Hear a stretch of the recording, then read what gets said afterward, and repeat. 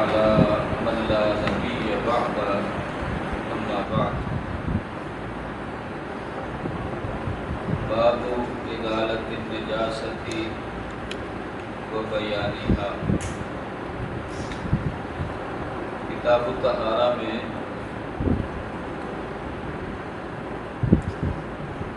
دو باب ہم مکمل کر چکے ہیں۔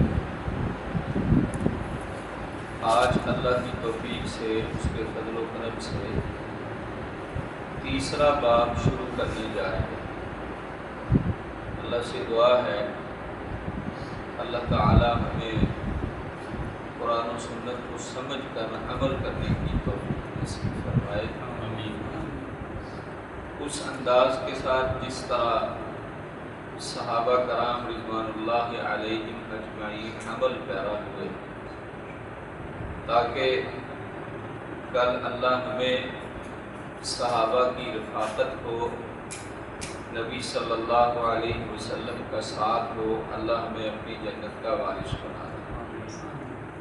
تو آج کا جو باب ہے یہ نجاست کے دور کرنے کے متعلق ہے اور اس کی تفصیل کے متعلق ہے۔ اس میں سب سے پہلے جو حدیث ہے وہ حضرت انس بن مالک رضی اللہ تعالی عنہ ان انس بن مالک رضی اللہ تعالی عنہ قال سئل رسول اللہ صلی اللہ علیہ وسلم عن الخمر۔ انس بن مالک رضی اللہ تعالی عنہ کہتے ہیں رسول اللہ صلی اللہ علیہ وسلم سے شراب کے متعلق سوال کیا گیا۔ آپ سے پوچھا گیا تتخذ خلا، شراب کا سرکہ بنانا کیسا ہے؟ کیا ہم شراب کا جو سرکہ ہے وہ بنا سکتے ہیں؟ اس سرکے کے متعلق دریافت کیا گیا اللہ کے نبی صلی اللہ علیہ وسلم سے۔ قال لا، نبی صلی اللہ علیہ وسلم نے فرمایا کہ نہیں۔ اخرجہ مسلم والترمذی وقال حدیث حسن صحیح، اس کو مسلم نے اور ترمذی نے نکالا ہے اور یہ حدیث حسن ہے، صحیح ہے۔ محترم بھائیو، شراب پہلے حرام نہیں تھی، حلال تھی۔ شراب کا پینا جائز تھا۔ صحابہ کرام رضوان اللہ علیہم اجمعین بھی اس کی حرمت کے نزول سے پہلے شراب پیا کرتے تھے۔ اللہ تعالیٰ نے سب سے پہلا جو حکم دیا وہ یہ تھا قرآن مجید میں یسألونک عن الخمر والمیسر، سوال کیا گیا شراب کے متعلق اور جوئے کے متعلق۔ تو اللہ تبارک و تعالی نے فرمایا قل فیہما اثم کبیر ومنافع للناس، آپ کہہ دیجئے ان دونوں میں گناہ ہے بہت بڑا، لیکن اس میں کچھ فائدہ بھی ہے، کچھ اس میں فائدہ بھی ہے۔ تو جب اللہ تعالیٰ نے یہ بات کہی نا اس میں کچھ فائدہ ہے، تو لوگوں نے کلی طور پہ شراب کو نہیں چھوڑا، کلی طور پہ شراب کو نہیں چھوڑا۔ پھر دوسرا حکم نازل ہوا، حضرت عمر رضی اللہ تعالیٰ عنہ کے بارے میں آتا ہے کہ شراب کی حرمت کے حوالہ سے جب یہ پہلا حکم نازل ہوا تو حضرت عمر رضی اللہ تعالیٰ عنہ کو یہ اللہ کا پیغام سنایا گیا۔ انہوں نے پھر اللہ سے دعا کی، اے اللہ کو اور ذرا واضح کر کے پیغام ہونا چاہیے۔ تو ایک موقع ایسا آیا کہ نماز پڑھانے والے امام صاحب نے نماز پڑھائی تو انہوں نے شراب پی ہوئی تھی، مکمل طور پہ حرام نہیں تھی، تو وہ نماز میں قرآن پڑھتے ہوئے خلط ملط کر گئے۔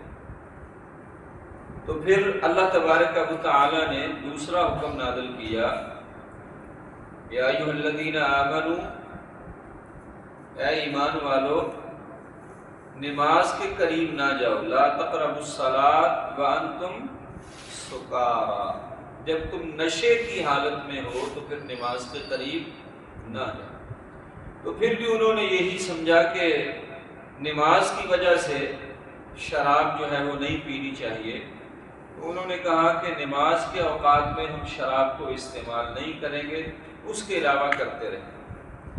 حضرت عمر رضی اللہ تعالیٰ عنہ کو پھر یہ حکم سنایا گیا، پھر انہوں نے اللہ تعالیٰ سے دعا کی۔ پھر تیسری مرتبہ اللہ تبارک و تعالیٰ نے سورۃ المائدہ کے اندر اس کی تفصیل ہے کہ اللہ تبارک و تعالیٰ نے اس خمر کے بارے میں، شراب کے بارے میں فرمایا کہ یہ حرام ہے۔ اب یہ جو شراب ہے رجس من عمل الشیطان، یہ عمل شیطان ہے۔ اللہ نے شراب کی حرمت کو واضح کر دیا، بتوں کی پوجا وغیرہ اور دیگر معاملات۔ اللہ تعالیٰ نے جب اس کی حرمت کا نزول فرمایا تو حضرت عمر رضی اللہ تعالیٰ عنہ کو سنایا گیا، تو وہ کہنے لگے اے اللہ اب ہم باز آ گئے، ہم باز آ گئے، اب یہ واضح طور پہ اللہ کا حکم آ چکا ہے۔ تو جب نبی کریم صلی اللہ علیہ وسلم نے شراب کی حرمت کو بیان کیا کہ اللہ نے حرام کر دی ہے، تو صحابہ کرام کا ایمان آپ دیکھیں، نبی صلی اللہ علیہ وسلم نے کہہ دیا تو فوراً جس حالت میں تھے ساری کی ساری شراب کو انڈیل دیا، اس کو پھر استعمال نہیں کیا۔ کچھ لوگوں نے پوچھا یا رسول اللہ صلی اللہ علیہ وسلم کیا ہم اس کو بیچ دیں؟ آپ نے فرمایا اس کا بیچنا بھی حرام ہے، اس کی قیمت لینا بھی حرام ہے، شراب پینا بھی حرام ہے، اس کی قیمت لینا بھی حرام ہے۔ اور نبی صلی اللہ علیہ وسلم سے 10 لوگوں پہ لعنت ہے، شراب بنانے والا جس کے لیے بنائی جا رہی ہے، شراب کو اٹھانے والا جس کے لیے اٹھائی جا رہی ہے۔ اللہ اکبر کبیرہ۔ آج آپ دیکھیں ذرا ہمارے معاشرے میں کس طرح شادی بیاہ کے موقع پہ بچے کا عقیقہ ہو تب، بچے کے ختنے کا موقع ہو تب، منگنی کا موقع ہو تب، بیٹی کی شادی ہے تو پھر بھی شرابیں پینے رکھتے ہیں۔ تو نبی صلی اللہ علیہ وسلم فرماتے ہیں یہ پینے پلانے والے، بنانے والے، اس کو اٹھانے والے، یہ بیچنے والے، یہ خریدنے والے، سب پہ اللہ تبارک و تعالیٰ کی لعنت برستی ہے۔ اور جو شراب پینے والا ہے اللہ تعالیٰ اس کی عبادت کو قبول نہیں کرتے۔ اگر وہ بار بار پیتا ہے اس سے باز نہیں آتا شراب پینے سے۔ جیسے ہوتا ہے نا، وہ لوگ کہتے ہیں او جی مولوی صاحب بات یہ ہے منڈے کیڑا روز روز ویونے سے، تو کوئی بات نہیں، ذرا اس موقع پہ نوجوان طبقہ کر لیتا ہے، چلو ہم بھی ذرا ایک آدھی چسکی لگا لیتے ہیں۔ نبی کریم صلی اللہ علیہ وسلم فرماتے ہیں جو بندہ شراب سے باز نہیں آتا اللہ تبارک و تعالی اس کو جہنم میں پھینکیں گے، اور جہنم کے اندر بھی طینۃ الخبال اس کا مشہور ہوگا۔ پوچھا یا رسول اللہ صلی اللہ علیہ وسلم یہ طینۃ الخبال کیا ہے؟ آپ نے فرمایا یہ جہنمیوں کا نچوڑ ہے، ان کی گندگی، ان کا پسینہ، ان کا جو ہے وہ زخموں سے بہنے والا پیپ، یہ گندا خون، یہ سب کچھ ان کو پلایا جائے گا جو شرابی آدمی ہے، شرابی آدمی۔ اس بات کو اچھی طرح سمجھ لیں کہ شراب حرام ہے، کسی موقع پہ بھی بندہ اس کو نہیں پیے گا۔ جو دنیا میں شراب پیے گا اللہ کی ناراضگی اس کے لیے ہوگی، لعنت برسے گی، وہ اپنے آپ کو جہنم کے راستے پہ چلانے والا ہے، نبی صلی اللہ علیہ وسلم کا نافرمان ہے، اور اللہ اس کو آخرت میں جنت کی شراب طہورہ سے محروم رکھیں گے۔ جو دنیا میں نہیں پیے گا انشاءاللہ اللہ اس کو اپنی جنت میں شراب طہورہ پلائیں۔ عقیدہ اس کا درست ہو، ایمان کی بنیاد پہ عقیدہ اس کو درست ہو، شرک کرنے والا آدمی نہ ہو۔ تو شراب حرام ہے۔ اب حضرت انس بن مالک رضی اللہ تعالیٰ عنہ جو ہیں، بعض روایات میں آتا ہے کہ یہ جو نبی صلی اللہ علیہ وسلم سوال کیا گیا تھا نا، تو حضرت ابو طلحہ نے یہ سوال کیا تھا رضی اللہ تعالیٰ عنہ۔ حضرت انس کے جو باپ تھے نا مالک، یہ اسلام نہیں لائے تھے، تو حضرت انس جو ہے یہ حضرت ابو طلحہ رضی اللہ تعالیٰ عنہ کے پاس رہا کرتے تھے۔ تو حضرت ابو طلحہ رضی اللہ تعالیٰ عنہ یتیموں کی پرورش کرتے تھے۔ توجہ میری طرف کریں، آنے والا جو بھی ہوگا وہ انسان ہی ہوگا انشاءاللہ تعالیٰ۔ نبی صلی اللہ علیہ وسلم کے یہ صحابی یتیموں کی پرورش کرتے تھے۔ اب یتیموں کا مال پڑا ہوا تھا بطور امانت تجارت کی غرض سے، تو اب شراب کی حرمت کا اللہ تبارک و تعالیٰ نے حکم نازل کر دیا۔ جب شراب حرام کر دی گئی تو پھر حضرت ابو طلحہ رضی اللہ تعالیٰ عنہ نے سوال کیا، یا رسول اللہ صلی اللہ علیہ وسلم مجھے بتائیے تتخذ خلا، کیا اس شراب سے سرکہ بنایا جا سکتا ہے؟ کیونکہ شرکے کے متعلق نبی صلی اللہ علیہ وسلم نے فرمایا کہ سرکہ بہترین سالن ہے۔ تو اس وقت 4-5 قسم کی شراب ہوتی تھی۔ آج ہمارے معاشروں میں بھی آپ دیکھ لیں، لوگ پتہ نہیں کون کون سی کس کس قسم کی شراب بناتے ہیں۔ تو سرکہ جو بنایا جاتا ہے بعض اوقات اس کو دھوپ میں رکھا جاتا ہے، وہ دھوپ میں سرکہ تیار ہوتا ہے، بعض اوقات چھاؤں میں رکھنے سے سرکہ تیار ہوتا ہے، یا اس کے اندر کچھ نہ کچھ وہ ملاتے ہیں، تو اس وجہ سے وہ جو ہے سرکہ تیار ہوتا ہے۔ تو سرکے کے اندر نشہ نہیں ہوتا، شراب کے اندر نشہ ہوتا ہے، اور نشہ جو ہے یہ انسان کو بدمست کر دیتا ہے، عقل معوف ہو جاتی ہے، عقل جاتی رہتی ہے۔ اللہ تبارک و تعالیٰ نے اس لیے اس کو حرام کر دیا۔ ایک واقعہ بھی آتا ہے کہ ایک شخص تھا، اس شخص کو کسی عورت نے وہ اپنے شکنجے کے اندر جکڑ دیا، بند کر دیا، تو اس نے اس کے سامنے 3 چیزیں پیش کی۔ وہاں پہ ایک بچہ بھی تھا، اس نے کہا بات یہ ہے، یا تو میرے ساتھ برائی کر، یا پھر اس بچے کو قتل کر دے، یا پھر تو شراب پی لو۔ تو اس نے شراب پینے کو ہلکا سمجھا کہ زنا بھی بہت بڑا گناہ ہے، کبیرہ گناہ ہے، کسی کو ناجائز قتل کرنا یہ بھی کبیرہ گناہ ہے، تو چلو میں شراب کو پی لیتا ہوں۔ جب اس نے شراب کو پی لی تو اس کی عقل پہ پردہ پڑ گیا کہ اس کو سمجھ ہی نہیں آئی عزت کیا ہوتی ہے، غیرت کیا ہوتی ہے، احکامات کیا ہوتے ہیں، تو عقل پہ پردہ پڑ گیا، اس نے اس عورت کے ساتھ بدکاری بھی کر لی، اس بچے کو بھی قتل کر دیا۔ اتنی گندی چیز ہے یہ شراب، ٹھیک ہے؟ تو اس لیے شراب حرام ہے، کیونکہ یہ عقلوں کو کھا جانے والی ہے، عقل وہ بالکل ہی مئو ہو جاتی ہے، بندے کو پتہ ہی نہیں چلتا میں کیا کر رہا ہوں کیا نہیں کر رہا۔ تو نبی صلی اللہ علیہ وسلم کا ایک اور فرمان بھی ہے، کل مسکر حرام، ہر نشہ آور چیز جو ہے وہ حرام ہے، اور ہر نشہ آور چیز وہ شراب ہے۔ بہت سارے لوگ ہوتے ہیں نا، وہ صرف شراب کو حرام سمجھتے ہیں، باقی نشہ آور چیزوں کو حرام نہیں سمجھتے۔ تو ہر نشہ آور چیز جو ہے جو عقل کو کھا جانے والی ہے وہ حرام ہے۔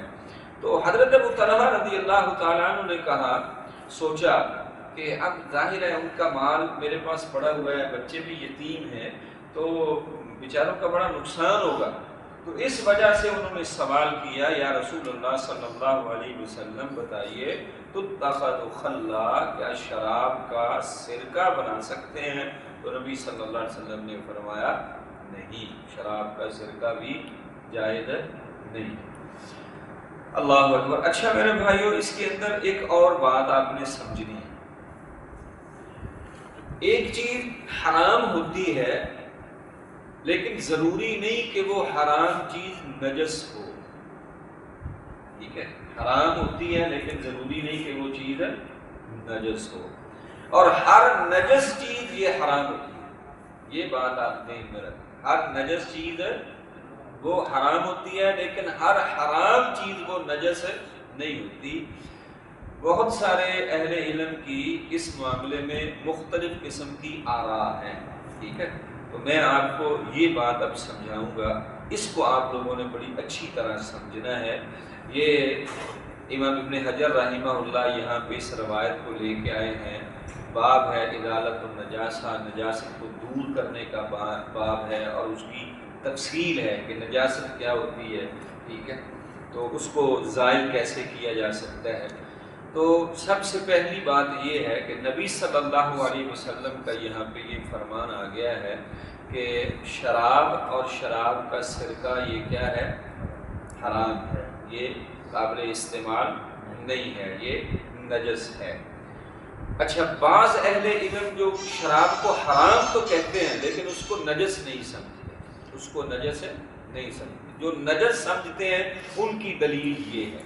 ٹھیک ہے، اس بات کو آپ نے یاد رکھنا ہے، یہ مسئلہ آپ کے بڑا کام آئے گا سمجھنے والا۔ جو لوگ نجس کہتے ہیں ان کی دلیل یہ ہے جو ہم روایت پڑھ رہے ہیں۔ جو نجس نہیں کہتے، ٹھیک ہے، ان کے پاس بھی دلیل ہے۔ وہ کیا دلیلیں ہیں؟ مختلف قسم کی دلیلیں ہیں کہ نبی صلی اللہ علیہ وسلم پہ جب اللہ تعالیٰ نے شراب کو حرام قرار دے دیا تو اللہ کے نبی نے اللہ کا پیغام سنایا صحابہ کرام کو۔ صحابہ کرام رضوان اللہ علیہ مجمعین نے شراب کو انڈیل دیا۔ وہ جیسے بات بیان کی جاتی ہے کہ شراب ایسے بہہ رہی تھی جیسے پانی بہتا ہے، ٹھیک ہے، جیسے پانی بہتا ہے۔ تو انہوں نے کہا کہ اگر یہ نجس ہوتی تو نبی کریم صلی اللہ علیہ وسلم کہتے کہ آپ ان کو بازاروں میں کیوں بہا رہے ہو، لوگوں نے گزرنا ہے تو گزرنے سے چھینٹے پڑے گے، یہ معاملہ بنے گا، فلاں بنے گا، اس لیے اس کو نجس وہ نہیں مانتے۔ اچھا، پھر اور بھی دلیلیں ہیں۔ وہ کہتے ہیں کہ نبی صلی اللہ علیہ وسلم نے اور بعض صحابہ کرام نے شراب کو جمع کروایا اور جمع کروا کے وہ مشکیں جو ہیں ان کی کاٹ دی گئی، ٹھیک ہے، ان میں سے کینچیوں کے ساتھ یا چھریوں کے ساتھ تو شراب جو ہے وہ بہہ گئی۔ وہ جو جن کے اندر تھی نبی صلی اللہ علیہ وسلم نے حکم نہیں دیا کہ ان کو دھویا جائے، اس لیے شراب حرام ضرور ہے لیکن نجس نہیں، ٹھیک ہے، یہ ان کی دلیلیں ہیں جو اس کو نجس نہیں مانتے۔ اچھا، بعض لوگ کہتے ہیں کہ شراب کا جب سرکہ بنا لیا جائے تو پھر وہ قابل استعمال ہوتا ہے، لیکن شراب کے سرکے کے متعلق نبی صلی اللہ علیہ وسلم نے یہی فرمایا ہے کہ یہ جائز نہیں ہے۔ یہ حدیث آپ کے سامنے آ گئی ہے۔ اچھا، یہاں پہ ایک اور بات ہے کہ اب دیکھیے حضرت انس بن مالک رضی اللہ تعالیٰ عنہ کہتے ہیں سئل رسول اللہ صلی اللہ علیہ وسلم، نبی صلی اللہ علیہ وسلم سے سوال کیا گیا۔ اب کس نے سوال کیا؟ اس روایت کے اندر صحابی کا نام موجود نہیں ہے، اس روایت میں صحابی کا نام موجود نہیں ہے۔ دوسری روایت میں حضرت ابو طلحہ رضی اللہ تعالیٰ عنہ کا نام ہے لیکن اس میں نہیں ہے۔ اگر صحابی کے حوالہ سے حدیث بیان کی جاتی ہے اور ان کا نام جو ہے وہ اگر نہ لیا جائے، نہ بیان کیا جائے، صحابی کا پتہ نہ ہو، لیکن پھر بھی صحابی کے حوالہ سے کوئی صحابی بات بیان کرتا ہے تو وہ بات درست ہوتی ہے، اس پہ جرح کرنا جائز نہیں ہے، اس پہ جرح نہیں کی جا سکتی۔ ہاں کوئی اور بندہ ہو، جیسے سند کے راوی ہوتے ہیں تو ان راویوں کے بارے میں معلومات کا ہونا یہ ضروری ہے، ورنہ سند جو ہے وہ منقطع ہوگی یا اس کے اندر کوئی نہ کوئی معاملہ ہوگا تو وہ روایت نہیں لی جائے گی۔ اچھا، تیسری بات اس کے اندر یہ ہے کہ نبی صلی اللہ علیہ وسلم سے جس چیز کے متعلق سوال کیا گیا آپ نے مختصر سا اس کے متعلق جواب دے دیا، ٹھیک ہے، آپ نے مختصر سا جواب دے دیا، یا رسول اللہ صلی اللہ علیہ وسلم تتخذ خلا، شراب کا سرکہ اس کے بارے میں ہمارا سوال ہے کیا میں وہ بنا سکتا ہوں تاکہ ان کا مال جو ہے وہ ضائع نہ ہو؟ تو آپ نے کیا فرمایا؟ لا، نہیں، بس ختم، نہیں بنا سکتے۔ تو بعض اوقات ایسا بھی ہوتا ہے کہ بندے کو تفصیل درکار ہوتی ہے، تو جس کو تفصیل درکار ہو وہ دوبارہ بھی سوال کر سکتا ہے، پوچھ سکتا ہے تفصیل کے ساتھ، تو تفصیل سے بیان کیا جا سکتا ہے، اس کو جواب دیا جا سکتا ہے۔ اگر مختصر سوال کرتا ہے تو مختصر جواب اس کو سمجھ آتا ہے تو اتنا سا جواب بھی اس کے لیے کافی ہوتا ہے، اس کو وہ سمجھ ہے۔ بعض لوگ ہوتے ہیں کہ جان بوجھ کے سوال پہ سوال، سوال پہ سوال، اور جیسے ہوتا ہے نا بال کی کھال اتارنے والا معاملہ، ایسی چیزوں سے بچنا چاہیے۔ یہ چیزیں بھی ہلاکت کا سبب بن جاتی ہیں۔ بنی اسرائیل کے لوگ وہ اسی لیے ہلاک کیے گئے کہ وہ بہت زیادہ سوال کرتے تھے۔ جتنا حکم آ گیا ہے بس وہ فوراً مان لو، اس پہ عمل پیرا ہو جاؤ، انشاءاللہ تعالیٰ یہ چیزیں ہمارے علم کے لیے، عمل کے لیے اور نجات کے لیے کافی ہو جائیں گی۔ تو اللہ تعالیٰ سے دعا ہے اللہ تعالیٰ ہمیں ان چیزوں کو سمجھنے کی اور عمل کرنے کی توفیق نصیب فرمائے۔ انس بن مالک رضی اللہ تعالیٰ عنہ سے یہ روایت ہے اور باب کی یہ پہلی روایت ہے۔ تیسرا باب ہے، سوال کیا گیا اللہ کے نبی صلی اللہ علیہ وسلم سے شراب کے سرقہ کے متعلق، تو اللہ کے نبی صلی اللہ علیہ وسلم نے کیا فرمایا کہ نہیں، شراب بھی حرام ہے اور سرقہ بھی اس کا نہیں بنا سکتے، وہ بھی حرام ہے، وہ استعمال میں نہیں لایا جا سکتا۔ اللہ عمل کی توفیق دے۔ آخر دعوایا ان الحمدللہ رب العالمین۔ شیخ ایک سوال ہے کہ پرفیوم کے اندر بھی الکوہل ملائی الکوہل وغیرہ جو ہے اس طرح کی چیزیں وہ درست نہیں ہیں، ان کو استعمال نہیں کرنا چاہیے۔ الکوہل سے پاک جو چیزیں ہیں وہ استعمال کرنی چاہیے۔